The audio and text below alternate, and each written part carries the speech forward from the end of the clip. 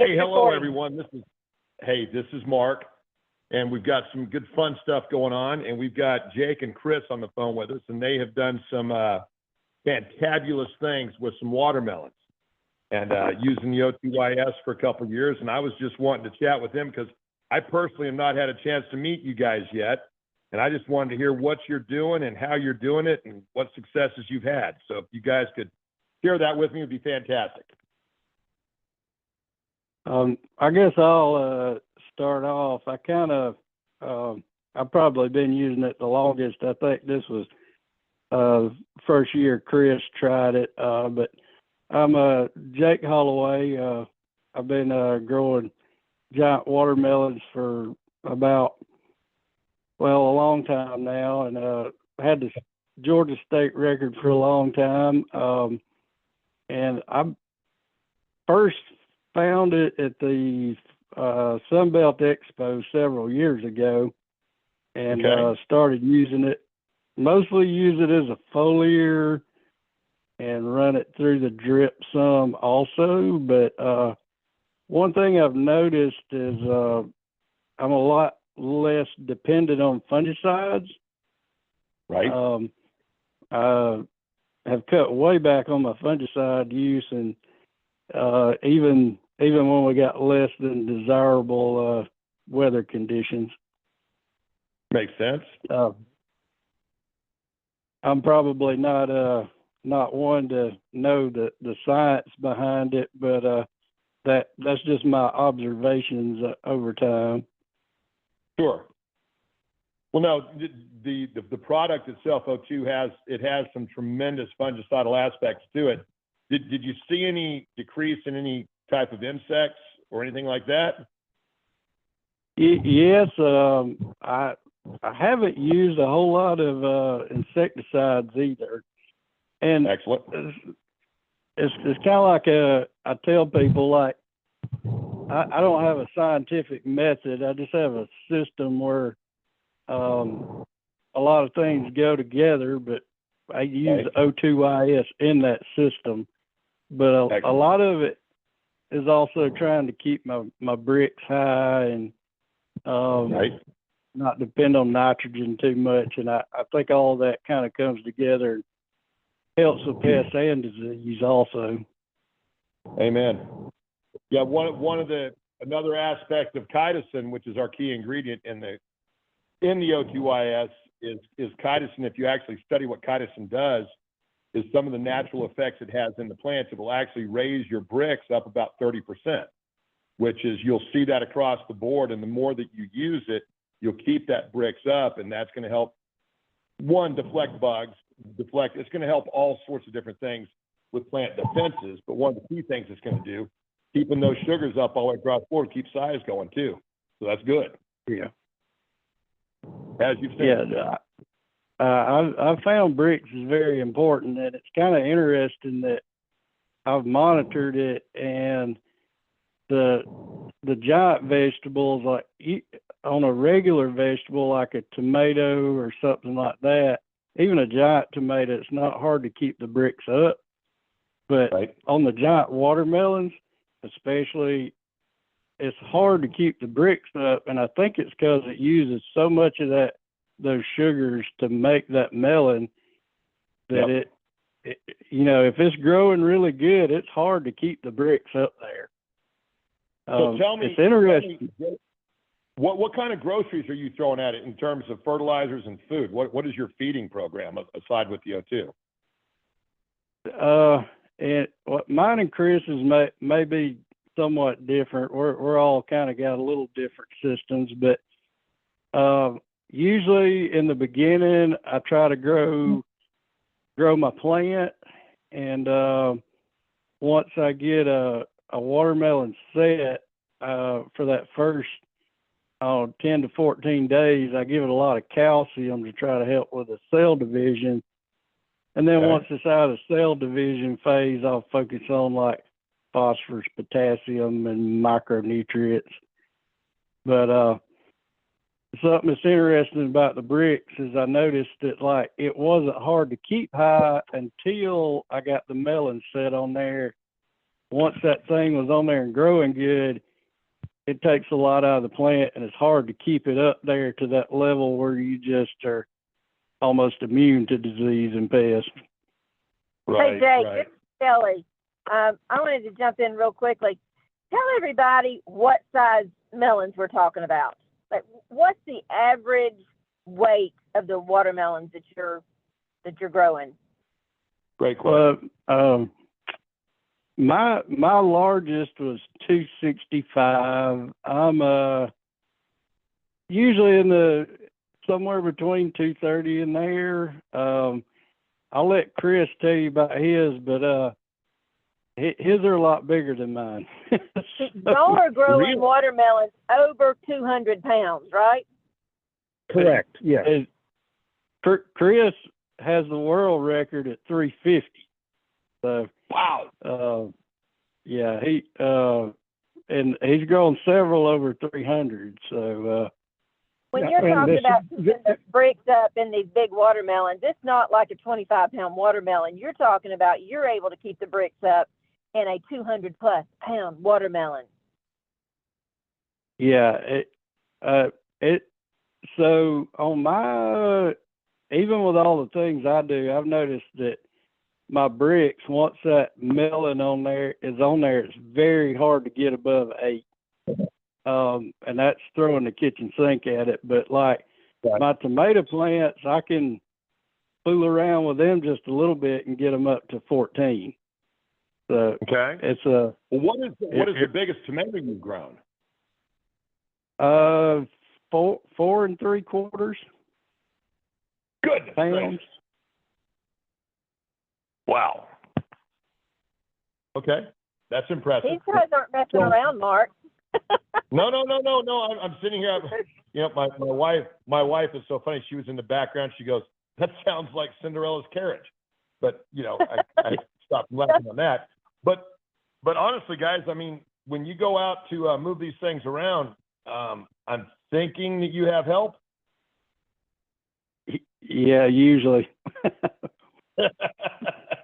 Yeah, we have specialized tarps with handles on them and everything. So Okay. that, yeah, because you got to be real careful with them, because if you drop one or even put it down too hard, you can crack them. Which is kind of a funny, sad story. At the last weigh off I went to, the North Carolina State Fair in Raleigh, I was helping bring the watermelons up to the scales, and I stepped on the pallet, and they didn't have the pallet jack locked down, and it moved, and I had to put it down. I had to put it down too fast, and it cracked it wide open. Oh man, that Yeah. stinks. But they still counted Well, it. no. I understand, but still, it's not like you have a backup. Right. Yeah. Right. Well, that's impressive. So, can you still eat these things, or are they just not worth eating? You can eat them. What I found is a lot of times it depends on the weather. Of course, we let them grow to get every ounce or every pound we can out of them. Okay. So, they're probably just a little bit past where if you were going to grow them to eat, you would pick them. Okay. But even then, Sure. they're still not bad. They've got a really good watermelon flavor to them. They're just not as sweet as a store-bought one, because that's not what they're bred Makes for. sense. But even then, it depends on the weather. If it's a really hot, dry year, they'll be a lot sweeter than they would, if it's cooler or rainy. Makes sense. Hey, Very Chris, can interesting. you Yeah. tell us your experience this year? Pardon? Can you tell us your OII-YS experience this year? Yes, I can. This was the first year I'd used it. Jake was telling me about it, and it sounded really good. And so he said he knew the people. And so I said, hey, can you get me some of that? And he did. And I guess he contacted you guys, and y'all sent me a bottle of it, which was, I thank you very much for that. And so this was the first year I used it, and Jake, even told me how much, to use, and he talked to me a little bit about his experience in using it. And so I did, but I guess I used a little bit more than I'm supposed to, because I started doing it. Well, okay, this seems to work really good. And so I used it like every application. I used it, whether I was doing Nothing wrong foliar with that. feed. Yeah, Yep. foliar feed, or even watering in. I put a little bit in the water every time because I thought, okay, this sounded really good, and so I did that. As a result, I had really low disease pressure this year. I did have some problems with powdery mildew early, but that's usually not a big problem from watermelons. But all my other stuff, especially gummy stem, I had hardly any gummy stem at all this year. And I was going to that ask probably, you that because I know gummy stem's a big deal. So tell me something. When you get these monster melons, the vine leading into the melons, does it still stay normally pretty much the same size, or does it also bulk up like the melon?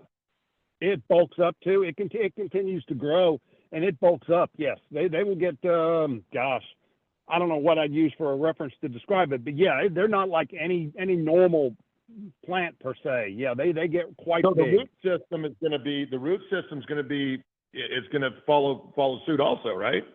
Right. Yeah, the roots. They'll go out as far as your bed is, and the roots also get really big too. Yes. Excellent. And everything about them. Did you guys ever do any nematode assays by any chance? I did not, but I pull up all my plants, at the end of the year and look at the roots, and they were all just beautiful, healthy roots. I had no nematodes whatsoever. Go ahead, Jake. Okay.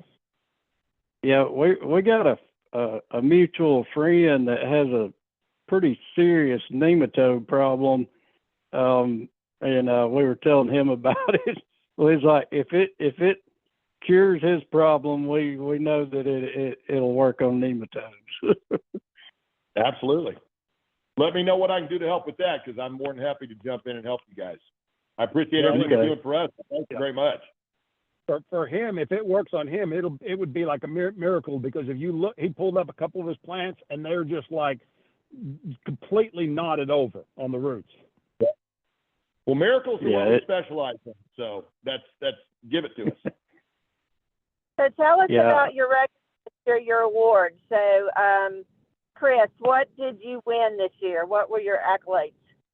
Okay, well, my biggest one, which was one of the ones I took over to the North Carolina State Fair at the end of the year, it weighed 308 pounds, which won not only the fair, but also it was the biggest grown by any grower in the world this year. So it was the largest this year. Now, it didn't break the world record, which I still hold at 350, but it was the biggest anywhere grown this year. And a lot of people said it was a really tough year weather-wise, and all the weights on all the growers were down except for mine. Well, what do you get besides a monster attaboy? I get a monetary prize. There's a big payoff for a big prize over there. They pay $6 a pound if you win. Well, that's so worth I was the trip. Yeah, so I was 308 pounds. So you multiply by that by $6 a pound. Yeah. Yeah. Outstanding. That's impressive. Jake, what did you do in Georgia with your gourds that were OII-YS gourds this year?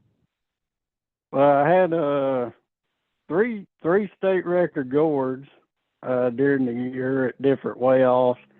It just happened to be that I timed it right and picked them smallest to biggest. So all three of them broke each one of them's record. But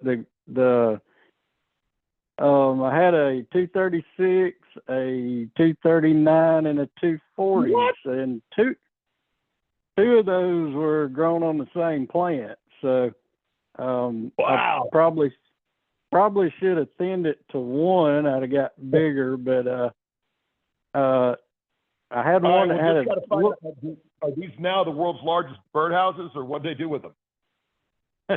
Well, they're not the world's largest, but the world record for gourd is on up there, and even that guy hasn't even come close to beating his own record again. But he's a real good pumpkin grower. But that's cool. Yeah, they don't dry real well when they get that big because they have so much water in them.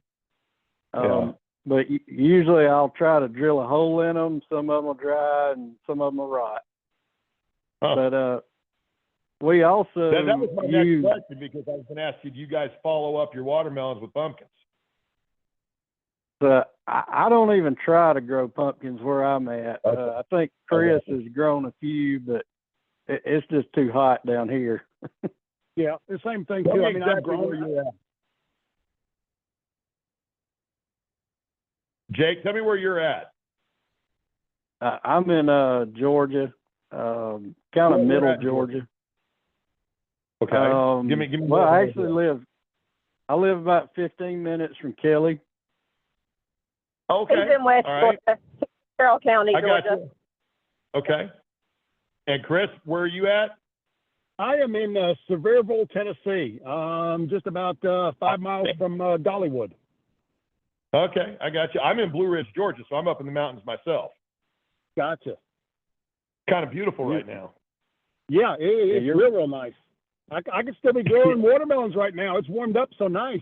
Hey, my wife's tomatoes are still kicking tail down in the garden, so Yeah, I'm waiting for the first good hard freeze.